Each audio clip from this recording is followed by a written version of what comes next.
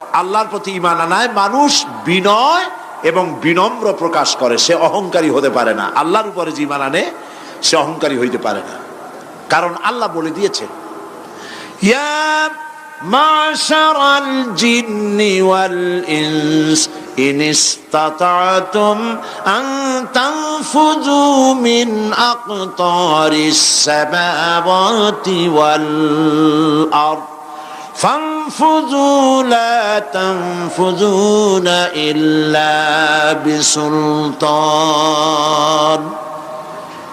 যারা অহংকারী, যারা স্বৈরাচারী, যারা জালিম, আল্লাহ পাক তাদেরকে বলছেন, হে পৃথিবীর মানুষেরা, জেনেরা, যদি সম্ভব করতে পারো, আমার আইন ভালো লাগে না, আমার ইসলাম পছন্দ হয় না, আমার আলেম ভালো লাগে না, আমার কোরআন ভালো লাগে না, অবস্থা যদি এমনটি হয়, বেরিয়ে যাও, বেরিয়ে যাও।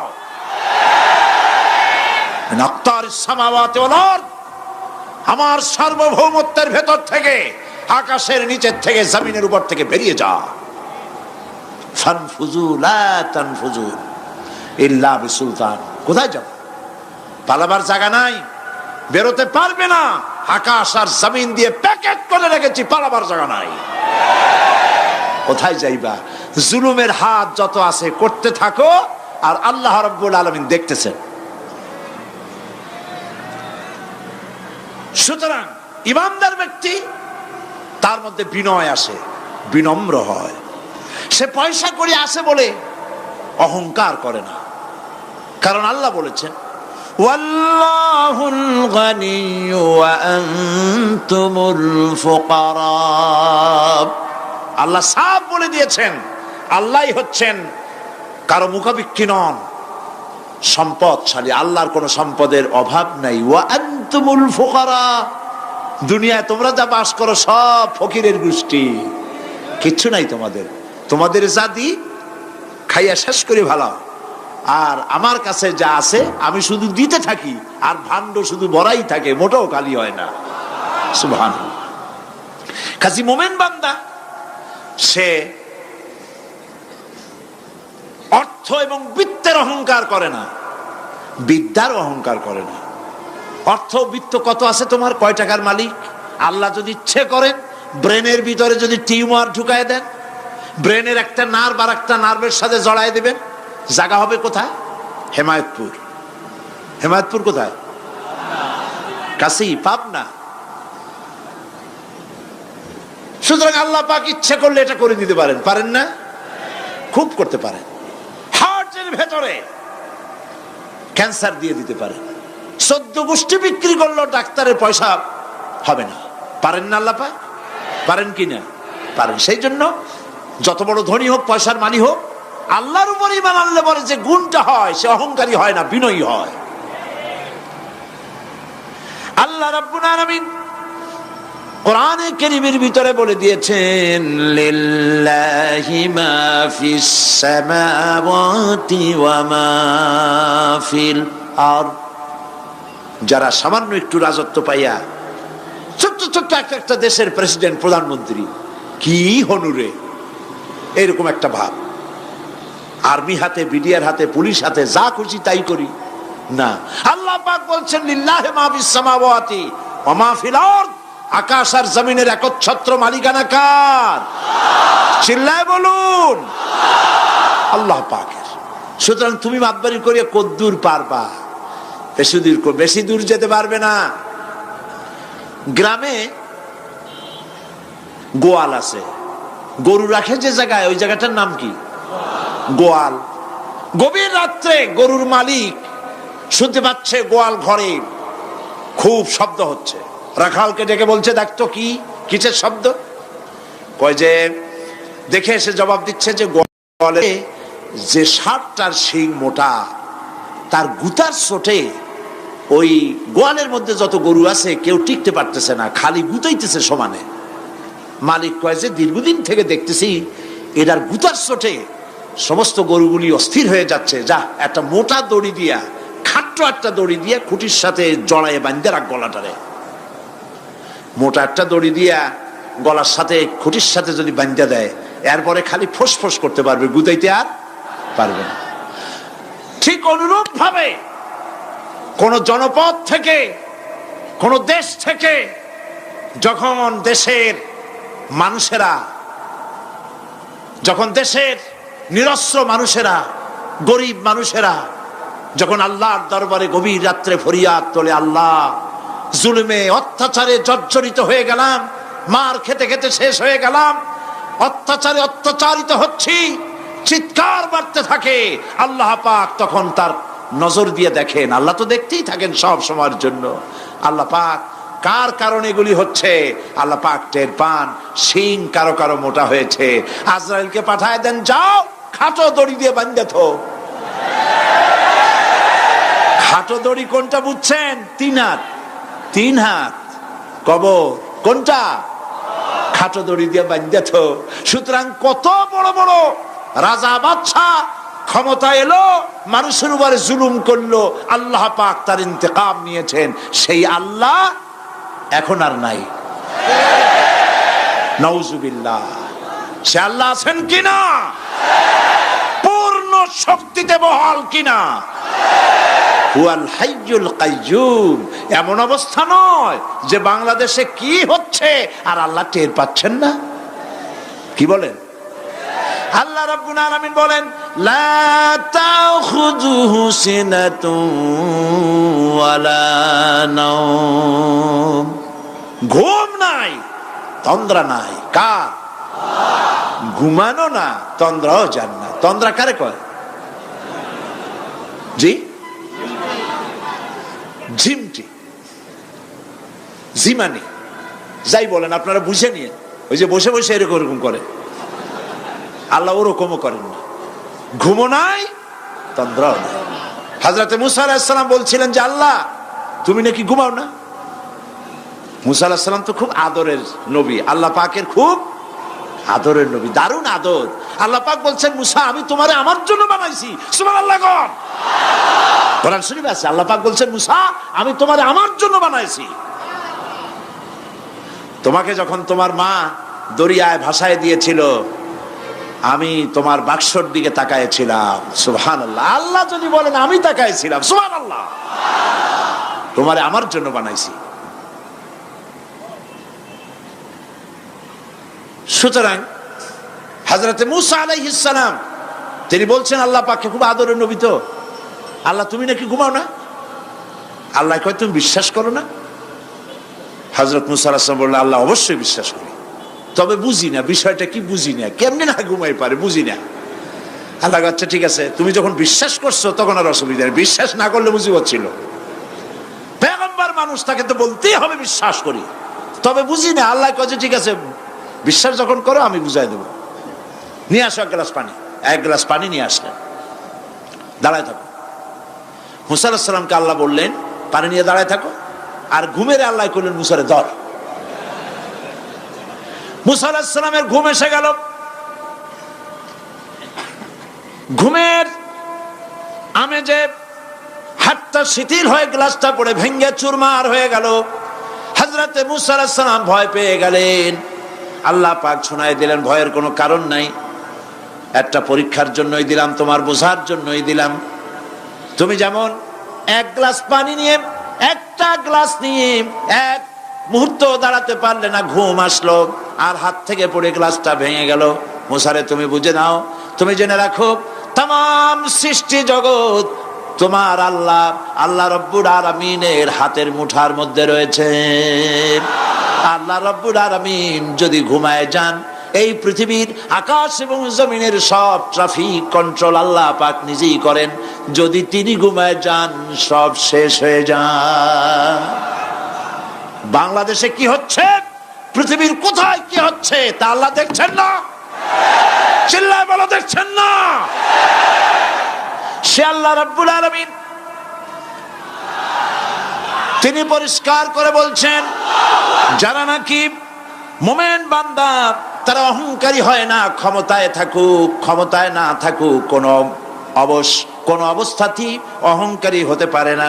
আল্লাহ পাক শোনায় দিয়েছেন যারা অহংকার করে তাদেরকে পরিষ্কার করে বলেছেন, ওয়ালা তামশি ফিল আরদি মারহান ইন্নাকা লান তাখরিকাল আরদা ওয়া লান তাবলুগাল জিবালা তুলা। ওয়ালা তামশি ফিল আরদি মারহান, খবরদার আমার জমিনের উপরে অহংকারের পদে বড় হেঁটো না।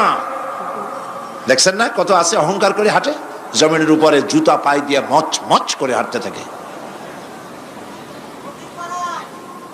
ওয়ালা তামশি ফিল আরদি মারহা ইন্নাকা লান তাখরিকাল আরদা, তুমি কি তোমার পদাঘাত দিয়ে আমার জমিনটারে ভাটায় দিতে পারবা? বলেন পারবে? যদি শক্তি থাকে দাও লাথি, তোমার ঠ্যাং ভাঙবে, মাটির কিচ্ছু। ওয়ালান তাখরিকাল আরদা মা, তুমি আমার এই জমিনটাকে ধসাই দিতে পারবে না।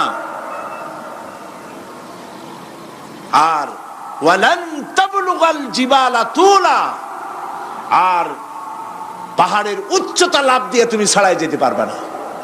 আমার জমিনও ফাটাইতে পারবে না লাথি দিয়া, লাফ দিয়ে পাহাড়ের উচ্চতাও ছাড়াইতে পারবে না। তো এত লাফাও কেন? মুমিন কম লাফাও, শক্তি কম দেখাও।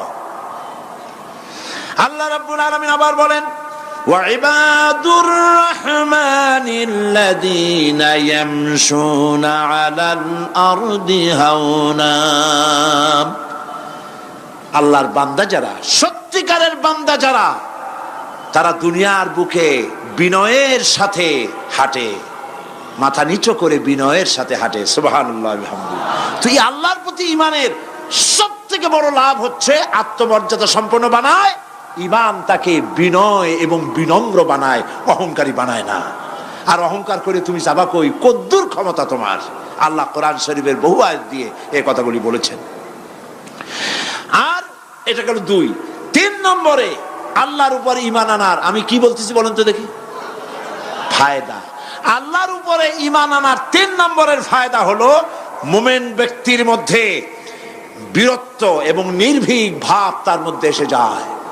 সে নিজে মুজাহিদ, সে বীর, সে কাপুরুষ নয়। সুবহানাল্লাহ। আল্লাহর উপর ঈমানের কারণে বীরত্ব এবং নির্ভীকতার প্রশিক্ষণ তার মধ্যে তৈরি হয়ে যায়। কারণ মানুষের সবচেয়ে বড় ভয় হলো মৌতের। বলেন তো দেখি বড় ভয় কিসের? বলেন সবাই। আর যারা বললেন না তারা, তাদের মৌতের কোনো ভয় নেই। মৌতের ভয় আছে কিনা? আছে। কিন্তু ভয় করে যাবেন কই? ভয় তো সেইটারে করা যায় যেটাকে ভয় করে এড়ানো যায়। এখন মৃত্যুকে ভয় করে আপনি কি এড়াইতে পারবেন? পারবেন?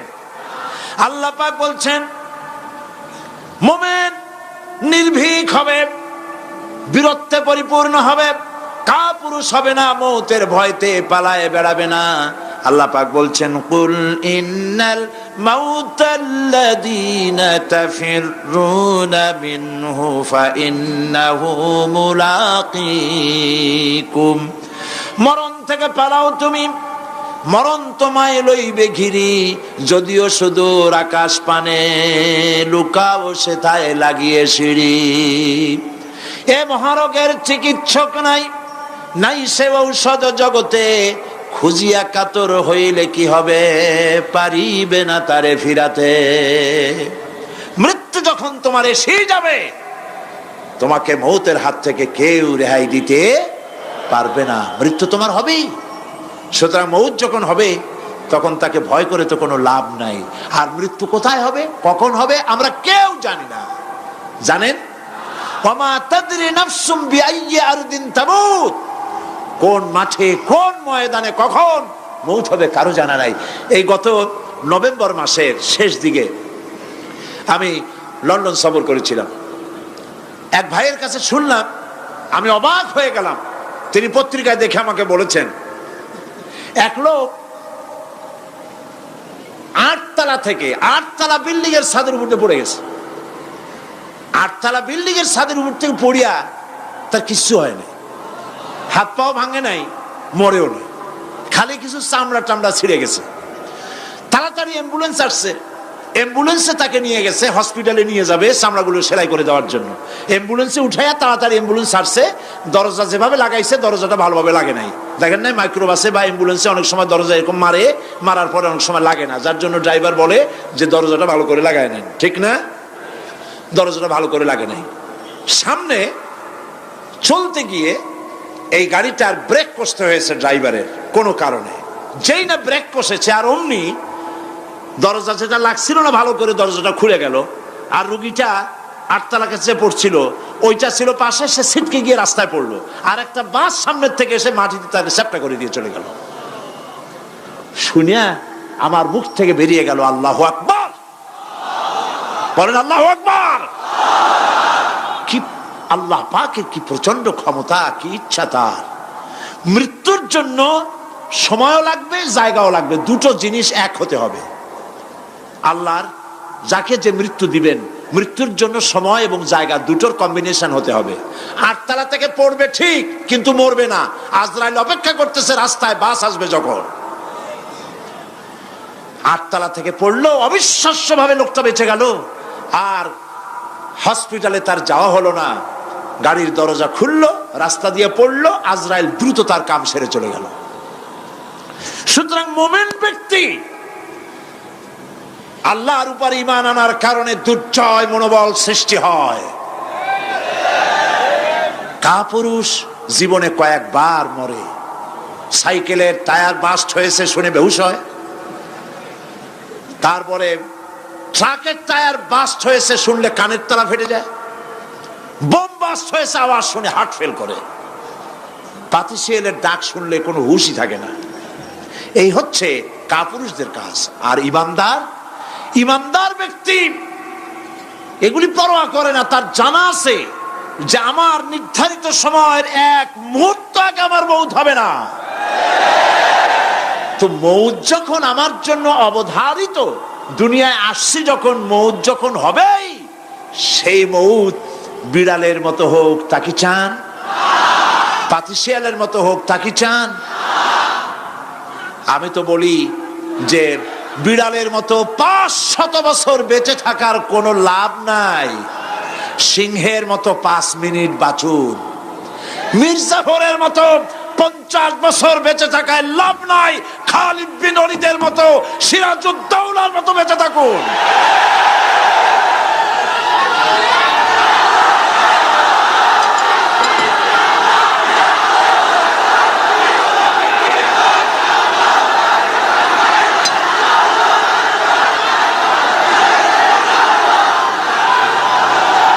বসেন, আপনারা যদি দাঁড়ায় যান তাহলে আমি করব কি? বসেন বসেন। সেই জন্য এই ক্ষণস্থায়ী জীবনকে কেন সেই অনন্ত সুখময় জীবনের জন্য উৎসর্গ করে দেব না, যা আল্লাহর কাছে পাওয়া যাবে কিয়ামতের দিন। দেখেন, মৃত্যু হওয়া উচিত মুসলমানদের, শাহাদাতের মৌত হওয়া উচিত। কি মৌত হওয়া উচিত? আল্লাহকে আজকে প্রাণ খুলে বলি, আল্লাহ জীবন তো নিবাই, সুতরাং জীবন যখন নিবা, মৌতটা শাহাদাতের মৌত তুমি আমাদের দান করে দিও। কাপুরুষের মতো মরতে চাই না, শাহাদাতের মৌত চাই। সুবহানাল্লাহ বলেন, আমিন বলেন। মুমিন ব্যক্তি তার বড় ফায়দা, সে সাহসী হয়। সুবহানাল্লাহ বলেন। দেখেন বুখারী শরীফের হাদিস, যুদ্ধের জন্যে, বদরের যুদ্ধ, হুজুর সাল্লাল্লাহু আলাইহি ওয়াসাল্লাম সৈন্যদেরকে রিক্রুট করছেন, কিন্তু কথা বলতে গিয়ে রাসূল করিম সাল্লাল্লাহু আলাইহি ওয়াসাল্লাম দাওয়াত দিচ্ছেন, কিন্তু মনে মনে চিন্তাও করছেন যে সামান্য কিছু লোক, অস্ত্রপাতি কম, এই জিহাদের অবস্থাটা তারা কিভাবে নেবে। একজন যুবক সাহাবী দাঁড়ায় গেলেন, তার নাম মিকদাদ রাদিয়াল্লাহু তাআলা আনহু। যুবক, এই পৃথিবীতে যুবকদের ইসলামের সবচাইতে অবদান কাদের? চিল্লায় বলো। যুবকদের অবদান সবচাইতে বেশি। হযরত মিকদাদ রাদিয়াল্লাহু তাআলা আনহু তিনি দাঁড়ায় গেলেন, তিনি বললেন, ইমদি বিনা ইয়া রাসূলুল্লাহ হাইসুমা তাশা। হাদিস, হে রাসূল, আপনি আমাদেরকে নিয়ে চলুন, কত সৈন্যতারা আসতেছে, কত অস্ত্র নিয়ে আসতেছে, এটা আমাদের ভাববার বিষয় নয়। আপনি আমাদের নিয়ে চলুন, হাইসুমা তেশা আয় হাইসুমা আমারাকাল্লাহ, আল্লাহ আপনাকে যেদিকে আমাদের নিয়ে যাইতে কয় আপনি সেই দিকে আমাদের নিয়ে চলুন। ইন্না লা নাকুলু লাকা কামা ক্বালা বনু ইসরাঈল লি মূসা আলাইহিস সালাম ইযহাব আনতা ওয়া রাব্বুকা ফাকাতিলা ইন্না হাহুনা কায়িদুন। অর্থাৎ হে রাসূল, আমরা বনি ইসরাইলের মতো বলবো না। শোনেন, আমরা বনি ইসরাইলের মতো বলবো না যে মূসা তুমি এবং তোমার আল্লাহ এই দুইজনই গিয়ে ফেরাউনের বিরুদ্ধে যুদ্ধ করো, আমরা যাবো না, আমরা বসে থাকবো। এই কথা আমরা বলবো না। আমরা মূসা আলাইহিস সালামের উম্মত নই, আমরা মুহাম্মদ সাল্লাল্লাহু আলাইহি সাল্লামের উম্মত। বরং আমরা বলবো বাল ইযহাব আনতা ওয়া রাব্বুকা ফাকাতিলা ইন্না মাআকুমা মুকাতিলুন। বরং আমরা বলবো আপনি চলুন, আমরা আপনার সাথে আল্লাহর হুকুম মাফিক লড়বো, জিহাদ করব। ততক্ষণ পর্যন্ত মা দামাত আইনুম মিন্না তাতাররাফ, যতক্ষণ পর্যন্ত আমাদের চোখের পাতা নড়তে থাকে ততক্ষণ আপনার সাথে থেকে কাফেরের বিরুদ্ধে লড়াই করে যাব। জীবনের পরোয়া তারা করেন নাই, জীবনের পরোয়া করেননি। হুজুর সাল্লাল্লাহু আলাইহি ওয়াসাল্লাম দারুণ ভাবে খুশি হয়ে গেলেন। হুজুর হেজিটেট ফিল করছিলেন যে এই সামান্য কিছু লোক, অস্ত্র নাই, পাতি নাই, এতগুলি লোকের বিরুদ্ধে যুদ্ধ করতে যাবে। যুবকের মুখে এই কথা শুনে হুজুর দারুণ খুশি হলেন। আল্লাহর নবী বললেন, কুমু বিনা ইলা জান্নাতিন জান্নাতুন আরদুহা কারদিস সামাওয়াতি ওয়াল আরদ। ও সাহাবীরা, তোমাদের মনোভাব যখন এই, তোমাদের মানসিকতা যখন এই, চলো আমার সাথে বেহেশতের দিকে, সেই জান্নাতের দিকে যেই জান্নাত আল্লাহর আকাশ আর জমিনের চাইতে অনেক প্রশস্ত। চলো আমার সাথে বেহেশতে, সুবহানাল্লাহ, চলো আমার সাথে জান্নাতে। ফাকামা উমাইর বিন হামাম ওয়া কানা ইয়াকুলু তামার। হযরত উমাইর নামক একজন যুবক দাঁড়ায় গেলেন এবং তিনি হাতে কতগুলি খরমা ছিল, সেই খরমাগুলি তিনি চিবোচ্ছিলেন। রাসূলুল্লাহর বক্তৃতা শুনতেছিলেন আর খরমা চাবাচ্ছিলেন। খরমা চাবান, বিচিগুলি ফেলে দেন, এভাবে করতেছেন, হাতে কতগুলো খরমা। হযরতে উমাইর বলছেন ওয়াকালা বাখ বাখ, অর্থাৎ আয় আযমাহু আয় আহসানাহু, হে রাসূল আপনি কি সুন্দর কথা বললেন। আপনার সাথে লড়াই করতে যাব কাফেরদের বিরুদ্ধে, সেই লড়াই করলে এমন বেহেশত পাবো যে বেহেশত হবে আকাশ আর জমিনের চাইতেও প্রশস্ত। তাহলে ওয়াল্লাহি হাত্তা আকুলাহুন্না ইন্নাহা লাহায়াতুন তাবিলা, তাহলে আমার হাতে যে খরমাগুলি আছে এই সমস্ত খরমাগুলি খেতে গেলে কিন্তু অনেক সময় লেগে যাবে। এত সময় বেহেশতে যাওয়ার জন্য আমি তো তর সহ্য করতে পারবো না। ফারামাবিহিন্না, হাতের সব খরমা ফালাই দিলেন, যুদ্ধে ঝাঁপায় পড়লেন। অনেকক্ষণ কাফেরদের বিরুদ্ধে লড়াই করে হযরত উমাইর শাহাদাত বরণ করলেন। রাসূলুল্লাহ তার লাশের কাছে গিয়ে আঙ্গুল দিয়ে ইশারা করে বললেন, ইন্নাকা মিন আহলিহা।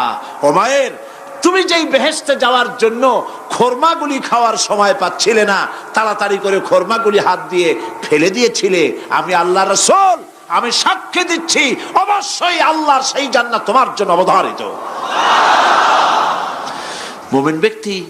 মুমিন ব্যক্তি সে কখনো মৃত্যুর ভয়ে উদ্দেশ্য হাসিল থেকে চুপ করে বসে থাকে না। সে ভয় করে কেবলমাত্র কাকে? সে মৃত্যুর ভয়, মৃত্যু হবেই এবং আমার জন্যে বিশ্বাস রাখতে হবে। আমার জন্যে যদি কোনো বুলেট এর উপরে আমার নাম লেখা থাকে, পৃথিবীর সমস্ত মানুষ আমাকে পাহারা দিয়ে সেই বুলেট থেকে আমাকে রক্ষা করতে পারবে না। আর যদি কোনো বুলেটে আমার নাম লেখা না থাকে, সারা পৃথিবীর সমস্ত মানুষ বৃষ্টির মতো গুলিবর্ষণ করলেও একটি গুলিও আমাকে বিদ্ধ করতে পারবে না। এটার নাম হলো ঈমান। এটার নাম কি? এই ঈমান পেলাম কোথায়? কোথায় পেলাম? কোরআন শরীফে। কোথায় পেয়েছি? আল্লাহ রাব্বুল আলামিন বলেন, ওয়ামা হুম বিদরিনা বিহি মিন আহাদিন ইল্লা বিইজনিল্লাহ। একথা সুস্পষ্ট, আল্লাহর অনুমতি ব্যতিরেকে বান্দার কোনো ক্ষতি সাধন কেউ করতে পারে না। জোরে বলেন সুবহানাল্লাহ। কেউ কারো কোনো ক্ষতি করতে পারবে না। যেটা ক্ষতি যদি কিছু থাকে কিসমতে, ওটা তো মুকদ্দার ছিল, তকদির ছিল, সেটাই হবে, এর বাইরে কিছুই হবে না। সুতরাং মুমিন ব্যক্তি সে সাহসী হবে, সে কখনো চিন্তা করবে না মৃত্যুর ভয়ের। উদ্দেশ্য হাসিলের জন্য হয় শরীরের পতন, না হয় মন্ত্রের সাধন, ডু অর ডাই। সে আল্লাহর জন্য তার জীবন দিতে প্রস্তুত থাকবে। কারণ আল্লাহ রাব্বুল আলামিন বলেছেন, ইন্নাল্লাহা আশতারা মিনাল মুমিনিনা আনফুসাহুম ওয়া আমওয়ালাহুম বিআন্না লাহুমুল জান্নাহ। আল্লাহ পাক বলেন, আমি আমার মুমিনের জান আর মালকে আমি খরিদ করে নিয়েছি, বিনিময়ে আমার বান্দাকে আমার জান্নাত দান করে দিয়েছি। জোরে কোন সুবহানাল্লাহ। মুমিনের জান আর মালকে নিয়েছেন, বিনিময়ে কি দিবেন? জান্নাত দান করে দিবেন। এটা হলো মুমিনদের আল্লাহর প্রতি ঈমান আনার জন্য 3 নম্বরের কোয়ালিটি। 4th নম্বরে আল্লাহর উপর ঈমান আনলে 4 নম্বরের যে ফায়দাটা, সে ফায়দা হচ্ছে আশাবাদ এবং মানসিক প্রশান্তি। আল্লাহর প্রতি একটা নির্ভরতা এবং আশার সৃষ্টি হয়ে যায়, সে কখনো নিরাশ হয় না। কারণ একটা মানুষ পাপ করলো, চুরি করেছে, ডাকাতি করেছে, জেনা করেছে, হত্যা করেছে, শয়তানি করেছে, বদমাশি করেছে, সব করেছে। এখন শয়তান তাকে ওয়াসওয়াসা দিতে পারে।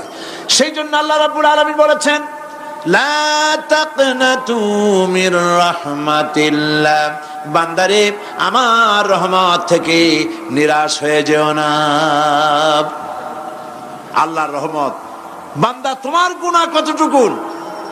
তোমার গুনাহ যদি হয় পাহাড় সমান, আমার রহমত আকাশ সমান। তোমার গুনাহ যদি হয়ে যায় আকাশ সমান, তাহলে আমার রহমত তো আমার আরশে আজিমকে ছাড়ায় গেছে।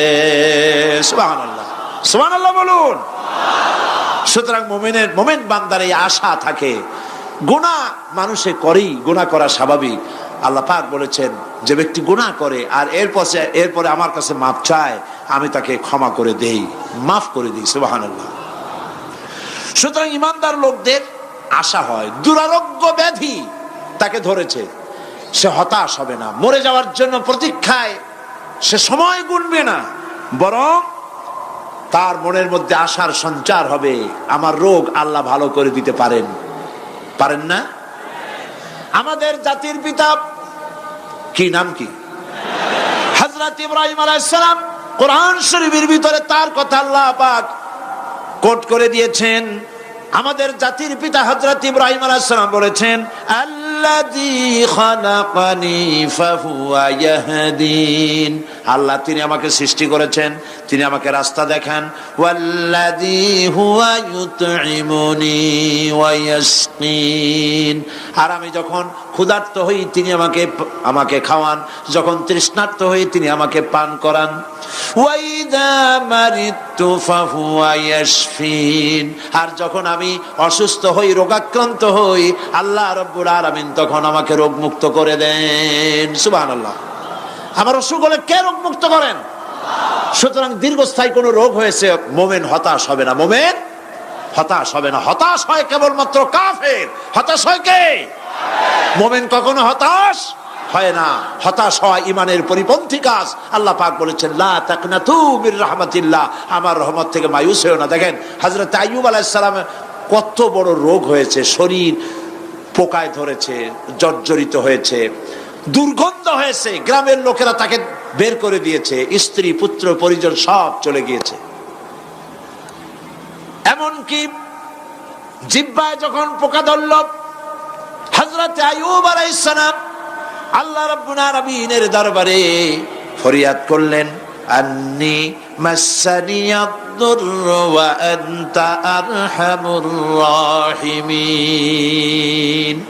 আয় আল্লাহ, আমি অসুস্থ হয়ে পড়েছি, আমি রোগাক্রান্ত হয়েছি, আর তোমার নাম রহমান রহিম, তুমি আমাকে রোগ মুক্ত করো।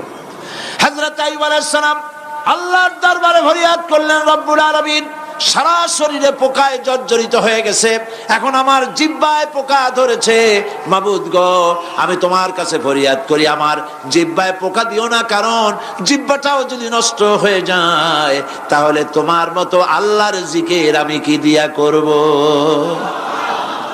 হযরত আইয়ুব আলাইহিস সালাম আল্লাহ পাকের কাছে যখন এ ধরনের ফরিয়াদ জানালেন, রব্বুল আলামিন তাকে তার রোগ মুক্ত করে দিলেন, তার স্ত্রী পুত্র সব আল্লাহ রব্বুল আলামিন ফিরাইয়া দিলেন। সুবহানাল্লাহ।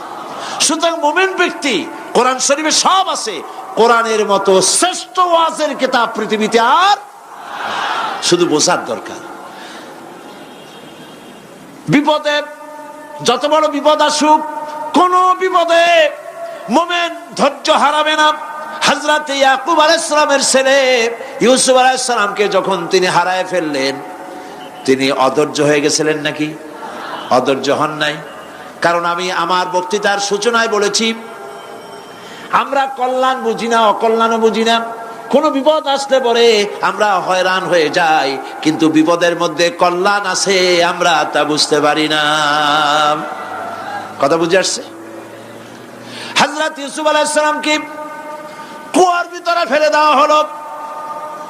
11 ভাই মনে করেছে কুয়ার ভিতরে ফেলে দিয়া ইউসুফ আলাইহিস সালামকে মেরে ফেললাম, কিন্তু তারা বোঝে নাই আসল কামটা কি হয়েছে। এটা তো কুয়া নয়, এটা একটা টানেল, এটা একটা সুড়ঙ্গ। একদিকে কেনান হলো তার এক মুখ, ওই সুড়ঙ্গের এক মুখ হলো কেনানে। কেনান ইউসুফ আলাইহিস সালামকে ফেলে দেওয়া হলো কুয়ার ভিতরে মারার জন্যে, কিন্তু আল্লাহ পাকের ইচ্ছা ইউসুফ আলাইহিস সালাম মরবে না। এই টানেলের অপর প্রান্ত মিশরের সিংহাসনের টানেলের এপার দিয়া ইউসুফ আলাইহিস সালামকে ঢুকালেন, অপর প্রান্তে মিশরের সিংহাসনে ইউসুফকে আল্লাহ বসায়া দিলেন। হযরত ইয়াকুব ছেলের জন্য অধৈর্য হলেন না। যখন তিনি খবর পেলেন ছেলে বাঘে খেয়ে ফেলেছে, তিনি তখন বলেছেন, ফাসাবুরুন জামিলুন আসাল্লাহু আইয়াতিয়ানি বিহিম জামিআ ইন্নাহু হুয়াল আলিমুল হাকীম। ফাসাবরুন জামিল, আমি উত্তম ভাবে ধৈর্য ধারণ করলাম, এবং আমি বিশ্বাস করি আল্লাহ রাব্বুল আলামিন আমার হারানো সবকিছু আমাকে ফিরাই দিবেন। বহু বছর পর যখন হযরত ইউসুফ আলাইহিস সালাম প্রেসিডেন্ট হয়েছেন মিশরের, 11 ভাই গেল সেখানে সাহায্য আনার জন্য। সেই ঘটনা তো শোনাবো না, এমনি বলে যাচ্ছি। এরপরে তিনি তাদেরকে পরিচয় দিলেন, ওরা ভয় পেয়ে গেল। তিনি বললেন, ভয়ের কোনো কারণ নাই, লা তাসরিবা আলাইকুমুল ইয়াউম, আজকে আমি কোনো প্রতিশোধ তোমাদের নেব না। সুবহানাল্লাহ।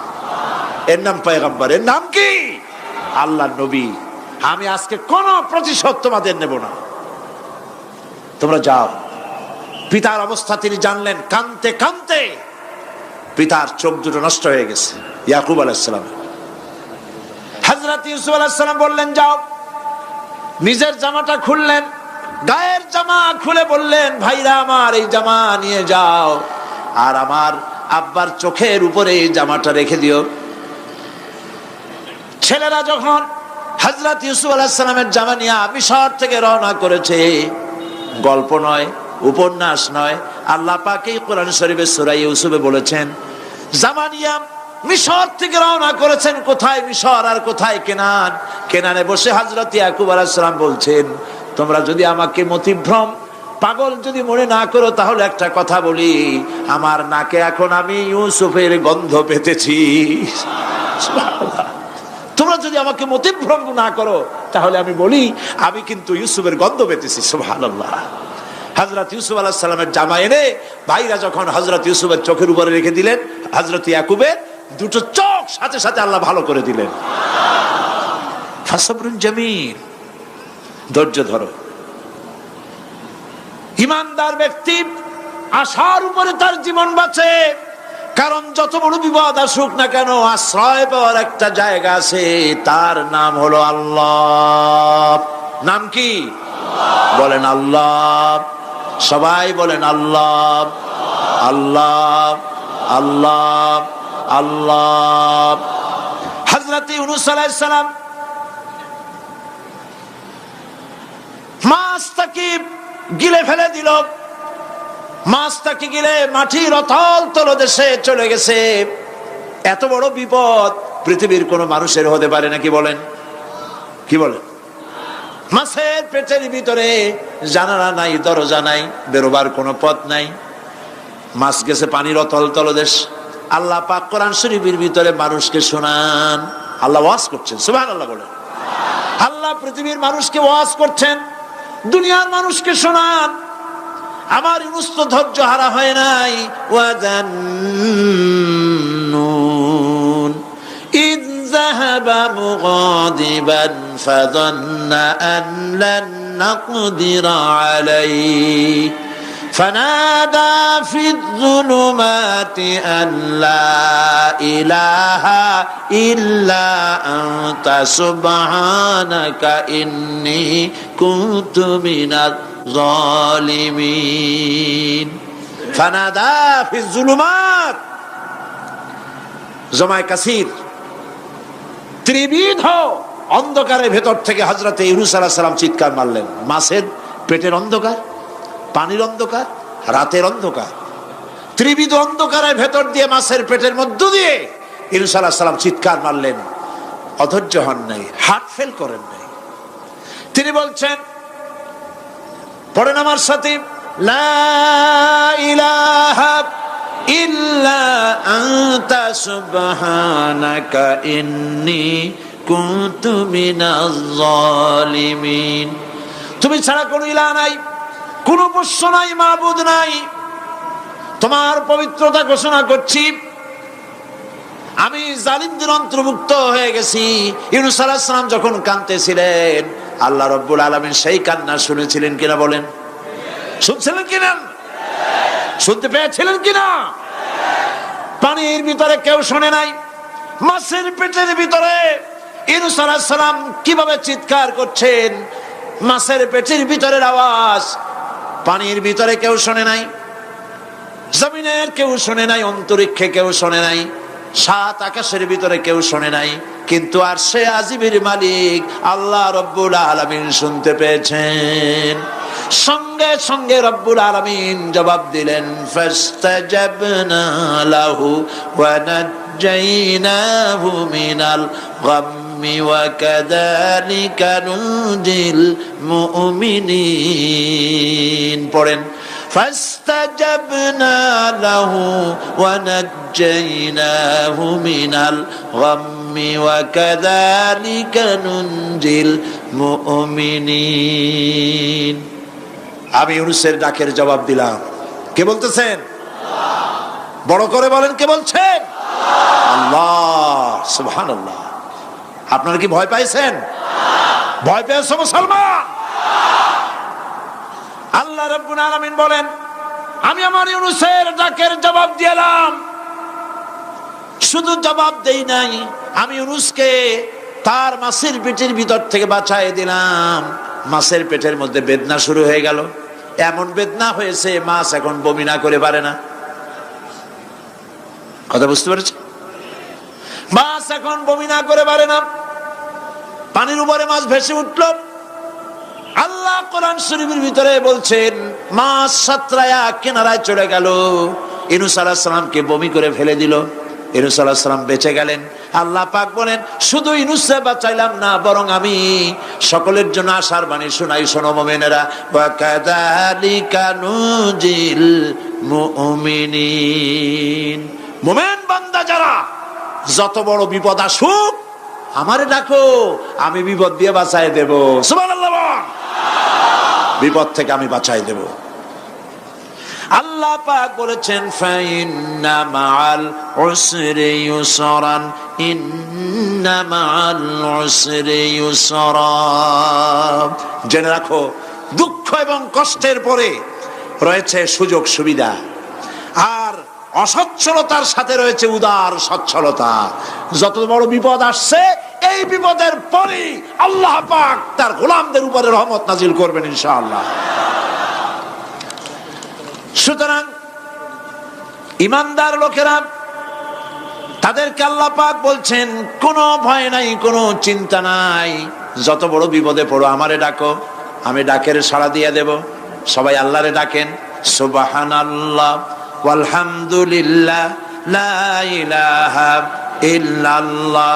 জোরে পড়েন, সুবহানাল্লাহ ওয়ালহামদুলিল্লাহ লা ইলাহা ইল্লাল্লাহ, সুবহানাল্লাহ ওয়ালহামদুলিল্লাহ।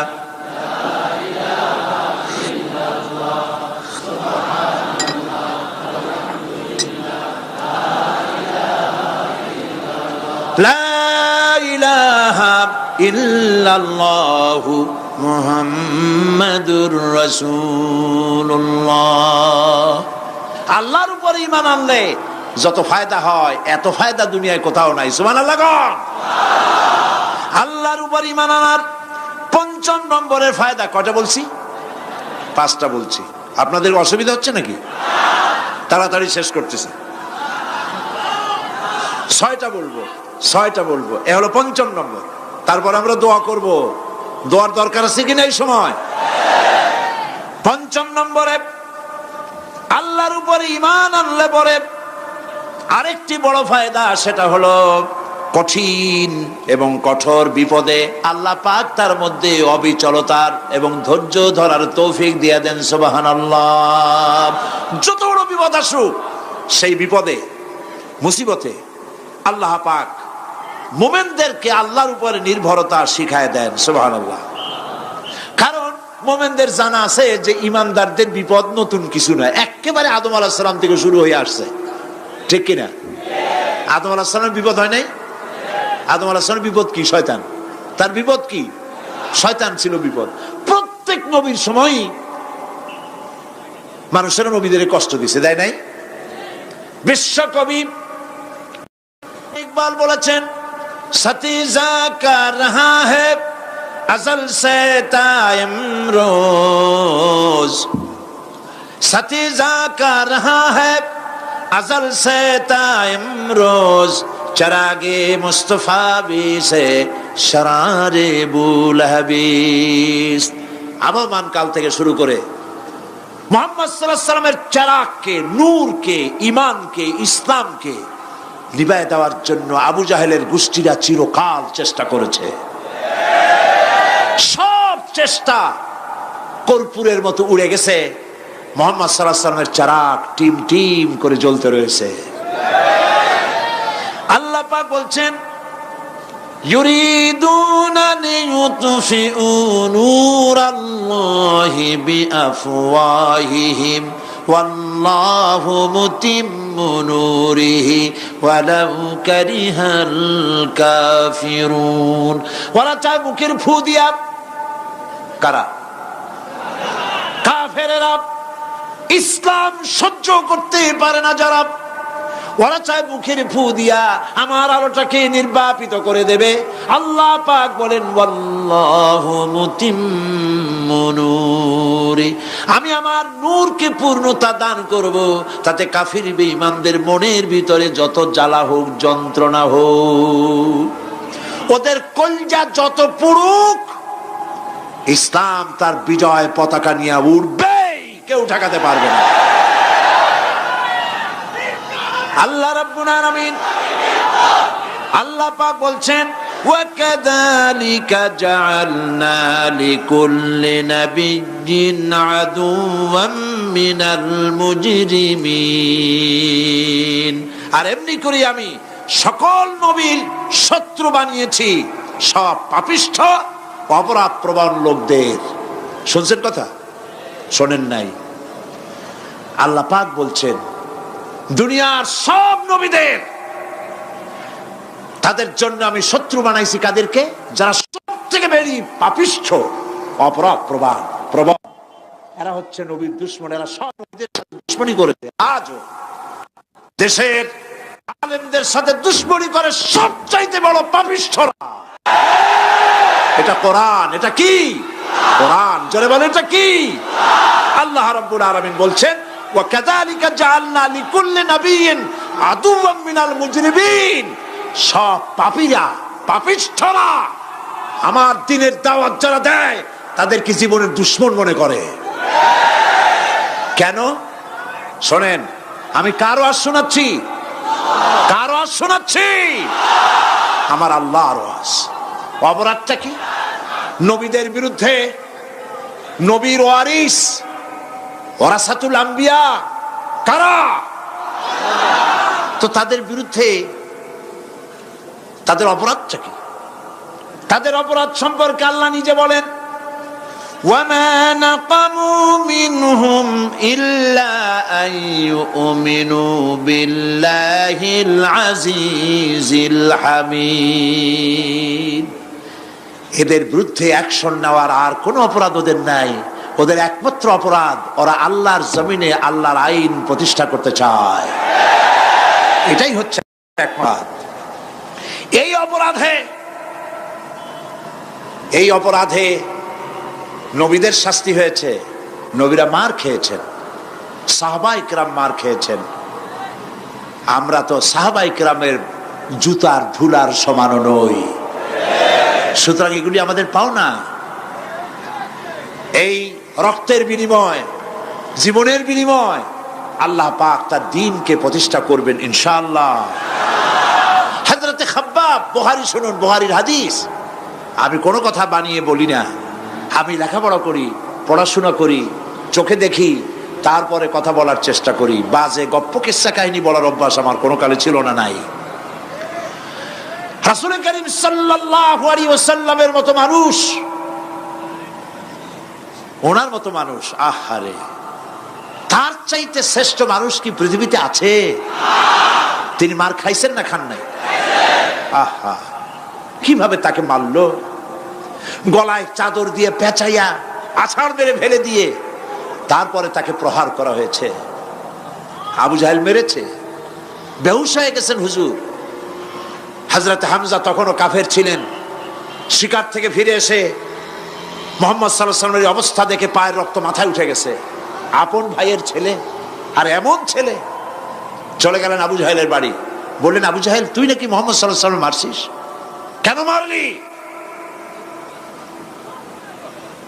তিনি তো ভালো কথাই বলেন, সব সময় বলেন সত্য কথা বলো, মানুষের উপকার করো, এতিমকে আশ্রয় দাও। এত সুন্দর সুন্দর ভালো ভালো কথা বলেন, তার মতো ভালো মানুষ তো দুনিয়ায় দেখি নেই। মারলি কেন? তুই কি মনে করছিস যে আব্দুল্লাহ মারা গেছে বলে এতিম হয়ে গেছে মুহাম্মদ সাল্লাল্লাহু আলাইহি ওয়াসাল্লাম? তোর মনে রাখা উচিত, আব্দুল্লাহ মারা গেছে, হামজা মরে নাই। হযরত হামজা ধনুক বাইর করলেন, এক বাড়ি মারলেন মাথার উপরে, মাথা ফাটা রক্ত বেরিয়ে গেল। হামজা হন হন করে হেঁটে এলেন রাসূলের কাছে। হুজুরের অসুস্থ দেহ মোবারক কোলে উঠায় নিয়ে বললেন, বাবা, তার মস্তক মোবারক কোলে উঠায় নিয়ে বললেন, আমি আবু জাহেলের মাথা ফাটিয়ে রক্ত বের করে দিয়ে এসেছি, তুমি একটু খুশি হও। হুজুর বললেন, চাচা, কার মাথা ফাটাইছেন, কার রক্ত বের করেছেন, এই কথা বলে তো আমাকে আপনি খুশি করতে পারবেন না। তিনি বললেন, বাবা, তুমি কি হলে খুশি হও? তিনি বললেন, আমি খুশি হই চাচা, তোমার মুখে যদি একটা বার আমি ঈমানের কলেমা শুনতে পাই। হযরতে হামজা বললেন, মুহাম্মদ সাল্লাল্লাহু আলাইহি ওয়াসাল্লাম, আমার বুঝতে মোটেও কষ্ট হয়নি, তুমি কোনো সাধারণ মানুষ নও। সাধারণ মানুষের প্রতিশোধে তুমি বিশ্বাসী হতে, খুশি হতে, প্রতিশোধে বিশ্বাসী হওনি। তুমি অবশ্যই আল্লাহর নবী। আমি আল্লাহকে সাক্ষী রেখে, আমি তোমাকে সাক্ষী রেখে ঈমানের কালেমা ঘোষণা করছি, লা ইলাহা ইল্লাল্লাহু মুহাম্মাদুর রাসূলুল্লাহ। ভাইরা আমার, আল্লাহর দ্বীন প্রতিষ্ঠার জন্য আমার নবীদেরকে কষ্ট করতে হয়েছে, সাহাবায়ে কেরামদেরকে কষ্ট করতে হয়েছে, আল্লাহর ওলিদেরকে। ইমাম আবু হানিফা রাহমাতুল্লাহ আলাইহিকে 8 বছর জেলের মধ্যে রাখা হয়েছিল। ইমাম আহমদ বিন হাম্বলকে চাবুক মেরে মেরে গায়ের গোশত আর চামড়া তুলে ফেলে দেওয়া হয়েছিল। তারপরেও তারা বাতিলের সামনে মাথা নত করে নাই। এর নাম হচ্ছে ইসলাম। এর নাম কি? বুখারীর হাদিস, হযরতে খাব্বাব বিন আরিত রাদিয়াল্লাহু তাআলা আনহু। বুখারীতে হাদিসটা এভাবে এসেছে, ওয়ান খাব্বাব বিন আরিত রাদিয়াল্লাহু তাআলা আনহু আন্নাহু قال قال شكونا الى رسول الله صلى الله عليه وسلم وهو متوسد بردة له في ظل الكعبة। তিনি বললেন, আমরা রাসূলের কাছে গেলাম, যাই দেখি রাসূল করিম সাল্লাল্লাহু আলাইহি ওয়াসাল্লাম কাবা শরীফের ছায়ায় আরাম ফরমাচ্ছেন। আমরা কাছে গিয়ে বললাম, আলা তাস্তানসিরু লানা আলা তাদউ লানা ইয়া রাসূলুল্লাহ, হে রাসূল আপনি কি আমাদের জন্য দোয়া করবেন না? আমরা তো মার খেতে খেতে শেষ হয়ে গেলাম। আমাদের খাব্বাবকে, খুবাইবকে, আম্মারকে, সুমাইয়াকে মেরে শেষ করে দিল। ওরা আমাদেরকে না খাওয়ায় রাখে, সারা রাত খেতে দেয় না, ঘুমাতে দেয় না। তারা আমাদের বেলালকে মেরে মেরে রক্তাক্ত করে উত্তপ্ত মরুভূমির উপরে চিৎ করে শোয়ায়, বুকের উপরে পাথর চাপা দিয়ে রেখেছে। ওরা সাহাবায়ে কেরামদেরকে মারতেছে, না খাওয়ায় রাখতেছে। হুজুর আপনি কি আল্লাহর কাছে দোয়া করবেন না? এখনো কি দোয়ার সময় আসে নাই? হাদিস শরীফে এসেছে, হুজুর সাল্লাল্লাহু আলাইহি ওয়াসাল্লাম উঠে বসলেন, বললেন, ও খাব্বাব, তোমাদের আগে এই পৃথিবীতে যারা দ্বীনের দাওয়াত নিয়ে এসেছিলেন, সমকালীন রাষ্ট্র শক্তি তাদেরকে ধরতো, ফায়ুহাজুর রাজুলু ফায়ুহফারু লাহু ফিল আরদ, তাদেরকে ধরে তাদের জন্য কবর খনন করা হতো জীবিত মানুষের জন্য। ফায়ুজআলু ফিহা, এরপরে সেই গর্তের ভিতরে তার কোমর পর্যন্ত গেড়ে দেওয়া হতো। সুম্মা ইউতা বিল মানশার, এরপরে করাত আনা হতো। ফায়ুদাউ আলা রাসিহি, এরপরে সেই করাত তার মাথার উপরে রাখা হতো। ফায়ুজআলু নিসফাইন, করাত দিয়া ঘষে ঘষে চিরে চিরে জীবিত মানুষকে দ্বিখণ্ডিত করে ফেলে দেওয়া হতো। মা ইয়াসুদ্দুহু যালিকা আন দীনিহি, এত কষ্ট দেওয়ার পরেও আল্লাহর গোলামদেরকে এক চুল জায়গা দিন থেকে সরায় দেওয়া যায় নাই। ওয়াল্লাহি ওয়াল্লাহি, ও খাব্বাব আমি আল্লাহর নামে কসম করি, লাইউতাম্মান্নাল্লাহু হাদাল আমরা হাত্তা ইয়াসিরু রাকিবু মিন সানআ ইলা হাদরামাউত, আমি আমার আল্লাহর নামে কসম করি। কে কসম করছেন? সুবহানাল্লাহ বলবেন না? রাসূলুল্লাহ কসম করছেন, আমি কসম করি আল্লাহর, সেদিন বেশি দূরে নয় যেদিন ইয়েমেনের রাজধানী সানা থেকে শুরু করে হাজরামাউত পর্যন্ত হাজার হাজার মাইল সওদাগরেরা তাদের পণ্য নিয়ে, মহিলারা তাদের সৌন্দর্যের পসরা নিয়ে একাকিনী অথবা দলবদ্ধভাবে যাতায়াত করবে মরুভূমির উপর দিয়ে। লা ইয়াখাফু ইল্লাল্লাহ, আল্লাহ ছাড়া তাদের অন্তঃকরণে কোনো ভয় থাকবে না। ওয়ালাকিন্নাকুম তাস্তাজিলুন, তোমরা বড্ড তাড়াহুড়ো করছো, অপেক্ষা করো, সেরকম সময় আসবে। রাসূল করিম সাল্লাল্লাহু আলাইহি সাল্লাম সেরকমের সময় দিতে পেরেছিলেন নাকি পারেন নাই? পেরেছিলেন কিনা? সেজন্য রক্ত দিতে হয়েছে, সেজন্য মার খেতে হয়েছে, সেজন্য জেলে যেতে হয়েছে। রাসূল করিম সাল্লাল্লাহু আলাইহি সাল্লামকে, জেল তো নতুন কিছু নয়। ইউসুফ আলাইহিস সালাম জেলে থাকেন নাই? জেলে থাকেন নাই? থেকেছে। রাসূল করিম সাল্লাল্লাহু আলাইহি সাল্লাম জেলে ছিলেন না? সেই জেল এরকমের দেওয়ালে ঘেরা জেল নয়, পাহাড়ে ঘেরা, চতুর্দিক থেকে পাহাড়ে ঘেরা শিয়াবে আবি তালেব 3 বছর। কতদিন? টানা 3 বছর রাসূল, তার সাহাবী, তাদের স্ত্রীরা, বাচ্চা বাচ্চা ছেলেপেলেরা 3 বছরের মধ্যে সরকার ঘোষণা করেছে এদের সঙ্গে কথা বলবে না, বাজার ঘাটে যেতে পারবে না, কেনা বেচা করতে পারবে না, সামাজিক বয়কট, সামাজিকভাবে বয়কট করে রেখেছে। সাথে যা ছিল খাবারগুলি শেষ হয়ে গেছে। তারপরে উট ছিল, ভেড়া ছিল, খাইয়ে শেষ হয়ে গেছে। এরপরে যখন কিছু নাই, উটের চামড়া ভিজাইয়া ভিজাইয়া, শুকনা চামড়া ভিজায় খেয়েছে। যুবকেরা ক্ষুধার যন্ত্রণায় বাবলা গাছের পাতাগুলি চাবায়ে খাইতে গিয়া কাটা ফুটে জিহ্বা থেকে রক্ত পড়েছে। বাচ্চা ছেলেপেলেগুলি মায়ের বুকে দুধ পায় নাই, না পায়া বাচ্চারা চিৎকার করে উঠেছে। এই চিৎকার, ক্ষুধার জ্বালার এই চিৎকারের আওয়াজ শুনে কাফেরেরা চতুর্দিকে অট্ট হাসিতে ফেটে পড়েছে। সুতরাং জেল জুলুম মুসলমানদের জন্য, আলেমদের জন্য, পীর বুজুর্গদের জন্য নতুন কিছু নয়। এই জুলম, এই অত্যাচারের পরেই আল্লাহ পাকের দ্বীন কায়েম হয়েছিল মদিনায়। রাসূলুল্লাহ বলেছিলেন, খায়রুল কুরুনি কারনি, সর্বশ্রেষ্ঠ যুগ আমার যুগ। বন্ধুগণ, আল্লাহর উপর ঈমান আনলে মানুষের ভিতরে এ ধরনের অবিচলতা আসে, বিপদে ধৈর্য ধরার হিম্মত পয়দা হয়ে যায়। সুবহানাল্লাহ বলো। মুসা আলাইহিস সালাম কে? মুসা আলাইহিস সালাম কোরআন ওয়াজ করতেছে, সুবহানাল্লাহ বলে। গল্প করতেছি না কোরআন শোনাচ্ছি? গল্প করতেছি না হাদিস শোনাচ্ছি?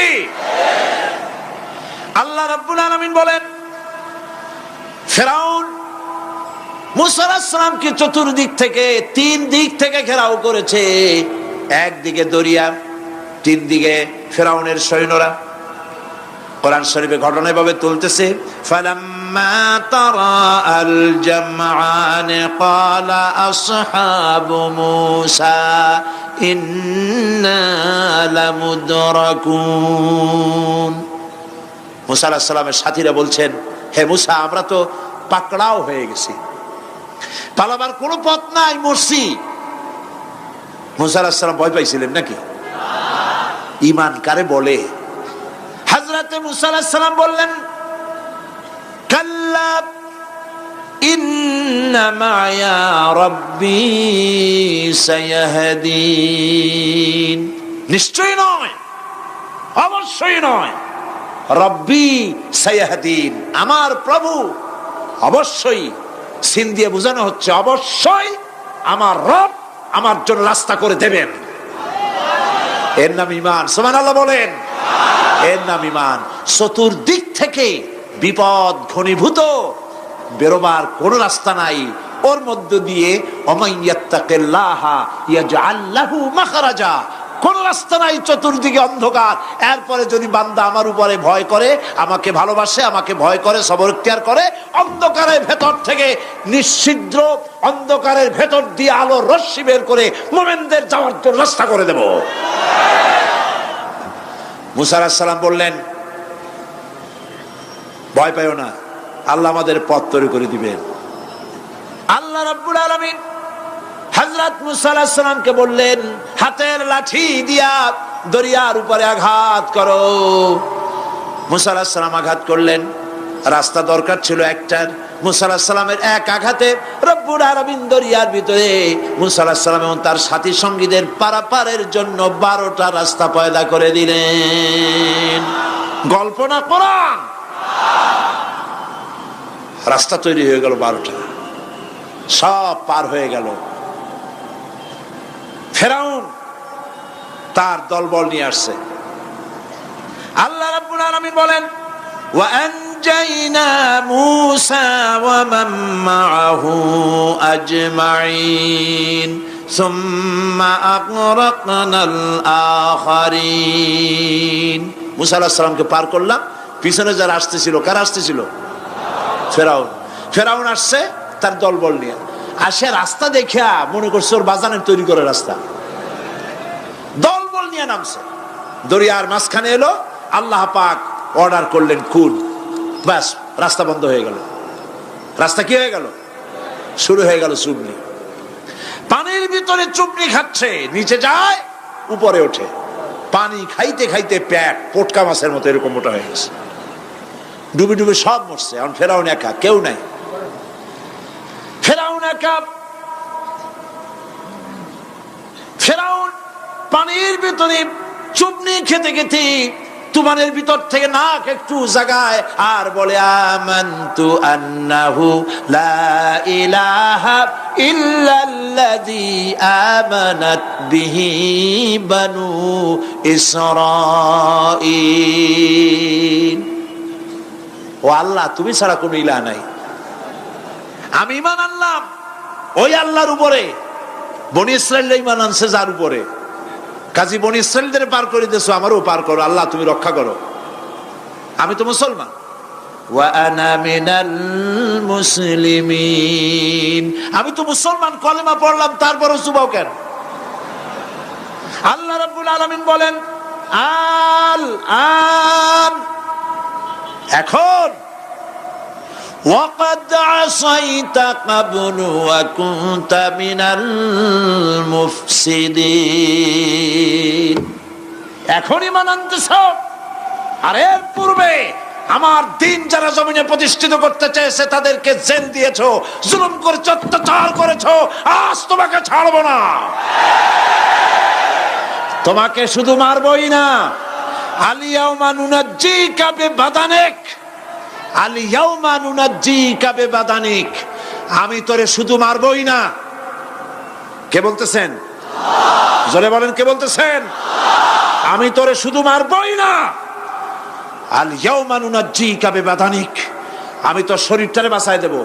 তোর শরীর পানিতে পচবে না, পোকায় খাবে না, মাটিতে পচাবে না, তোরে আমি শুটকি বানায় রাখবো।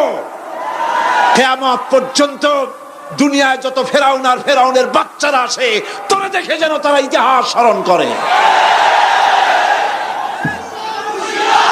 আল্লাহ রাব্বুল আলামিন কোরআনে কারীমের মধ্যে পরিষ্কার করে মানুষদেরকে বুঝায় দিয়েছেন, আল্লাহর উপর ঈমান আনলে পরে তার হিম্মত বেড়ে যায়, মনের বল বেড়ে যায়। সুবহানাল্লাহ।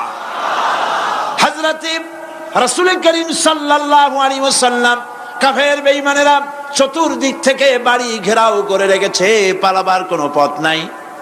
ঘুমেছিলেন তিনি, জিবরাইল এসে বলেন, ইয়া রাসূলুল্লাহ, ঘুমের থেকে জাগুন, আল্লাহ আপনাকে সালাম বলেছেন আর আপনাকে হিজরত করার জন্য মদিনায় আল্লাহর অর্ডার করেছেন। বাড়ির চতুর্দিকে কাফেররা তরবারি নিয়ে দাঁড়ানো। নবীজি ঘুমের থেকে জেগে হযরত আলীকে ডেকে বলেন, আলী রে, আমার বিছানায় আমার চাদর মুড়ি দিয়া ঘুমায় থাকো, আল্লাহ আমাকে অর্ডার করেছেন, আমি মদিনায় চললাম। হযরত আলী হুজুরের দিকে তাকায় বলেন, ইয়া রাসূলুল্লাহ, আপনার বিছানায় আপনার চাদর মুড়ি দিয়ে আমি ঘুমায় থাকবো, সকালবেলায় কাফের বেঈমানেরা এই ঘরের মধ্যে প্রবেশ করে আপনার কম্বলের নিচে আমারে দেখে তারা মুহাম্মদ মনে করে আমারই তারা কেটে কেটে টুকরা টুকরা করে দেবে। আমার কোনো আপত্তি নাই, কোনো ভয় নাই, কোনো চিন্তা নাই, কোনো দুঃখ নাই, বরং আমার মনের মধ্যে এটাই তৃপ্তি হবে যে আমি আলীর জীবনের বিনিময়ে আল্লাহর নবী দুনিয়ায় বেঁচে থাকেন। নবীজি ঘরের থেকে বেরোলেন, চতুর্দিকে দেখেন কাফের বেঈমানেরা দাঁড়ানো, শত শত কাফের, হাতে তরবারি। হুজুর সাল্লাল্লাহু আলাইহি ওয়াসাল্লাম এক মুষ্টি বালু হাতে নিলেন, এক মুঠো বালু হাতে নিয়ে ফু দিয়া বালুগুলো ছেড়ে দিলেন। ঘরের চতুর্দিকে যত কাফের ছিল সবগুলির চোখের মধ্যে বালি ঢুকে গেছে। চোখের মধ্যে যদি বালি ঢোকে তাহলে কি মজা লাগে না? দুই হাত দিয়া সমানে ঘষা শুরু করছে কাফেরেরা, দুই চোখ আঙ্গুল দিয়া ঘষাঘষি করছে। এই ফাঁক দিয়া নবীজি বেরিয়ে গেলেন, একটা কাফেরও দেখে নাই নবী কোথায় গেলে। আল্লাহ পাক পরবর্তী সময়ে নবীজিকে শোনায় দিলেন, ওয়ামা রামাইতা ইয রামাইতা ওয়ালাকিন্নাল্লাহ রামা। নবী, আপনি নিক্ষেপ করেন নাই যখন আপনি নিক্ষেপ করছিলেন, আপনি তো শুধু ধুলাগুলো ধরে এমনি ছাড়ছেন। ঘরের চতুর্দিকে সমস্ত কাফেরদের চোখে বালি পৌঁছে দেওয়ার দায়িত্ব আমার কুদরত গ্রহণ করেছিল। নবীজি হযরত আবু বকরের বাড়িতে এলেন, দরজায় দাঁড়িয়ে নক করেছেন, ভেতর থেকে আওয়াজ এলো। হুজুর বললেন, ইয়া আবু বকর। হযরত আবু বকর পিছন থেকে দরজার মধ্য থেকে ঘরের মধ্য থেকে জবাব দিলেন, লাব্বাইকা ওয়া সাদাইকা ইয়া রাসূলুল্লাহ। হুজুর প্রশ্ন করলেন, আবু বকর, গভীর রাত্রে জিবরাইল আমারে ঘুম থেকে জাগাইলো, তোমারে জাগাইলো কে? এক ডাকে উঠলা কেমনে? হযরত আবু বকর বলেন, ইয়া রাসূলুল্লাহ, আপনি আমারে নিয়ে হিজরত করবেন বলেছিলেন, আমি চিন্তা করেছি না জানি কত রাত্রে নবীজি আসেন, আর আমার দরজায় দাঁড়ায়া নবীজি আমারে ডাকবেন, আমি থাকবো শুয়া, বেয়াদবি হয়ে যাবে। এই জন্য বিছানায় না ঘুমায়া আপনার পবিত্র জবানের ডাক শোনার জন্য এত রাত ধরে এই দরজার সঙ্গে দাঁড়ায়া দাঁড়ায়া ঘুমাইতেছিলাম। নবীজি হযরত আবু বকর রাদিয়াল্লাহু তাআলা আনহুকে সঙ্গে করে নিয়া মদিনার পথ পরিহার করে মেসফালার মধ্য দিয়ে, যারা হজে গেছেন দেখে আসছেন, মেসফালা জাবালে কেদোয়া, মেসফালার উপর দিয়া জাবালে কেদোয়ার উপর দিয়া আরো একটা পাহাড় পাড়ি দিয়া জাবালে সুরে চলে গেলেন। সন্ধ্যা হয়ে গেল, ফজর হয়ে কি বলে ফজরে রক্ত হয়ে গেল। হযরত আবু বকর বলেন, ইয়া রাসূলুল্লাহ, পালাবার উপায় নাই, ধরা পড়ে যাব, তাড়াতাড়ি চলেন, গুহার মধ্যে ঢুকি। তবে পাহাড়ে গুহা, সাপ থাকতে পারে, বিচ্ছু থাকতে পারে, আমি আগে ঢুকি, কোনো বিপদ হয় আমার উপরে হয়ে যাক, আল্লাহর নবী সুস্থ থাকুক। হযরত আবু বকর কি মহব্বত, নিজের জীবনের চাইতে রাসূলের মহব্বত বেশি, সুবহানাল্লাহ। এই জন্য নবীজি বলেছেন, ও আমার সাহাবীরা, तमाम পৃথিবীর সমস্ত মুমিনের ঈমান যদি এক পাল্লায় রাখা হয়, আর একা আবু বকর ইমানটা যদি আর এক পাল্লায় রাখা হয়, তোমরা দেখতে পাবে তাম পৃথিবীর মুমিনের ইমানের তুলনায় এক আবু বকরের ইমানের পাল্লাটা ভারী হয়ে গেছে। হযরত আবু বকর গুহা সাফ করে হুজুরকে ডাকলেন। হুজুর ভিতরে ঢুকলেন, বলেন আবু বকর, সারা রাতের একটা বিরাট অংশ হাঁটছি, পাহাড় বেয়েছি, কষ্ট হয়েছে, তুমি একটু বসো, তোমার উরুর উপরে মাথা রেখে আমি একটু ঘুমায় যাই।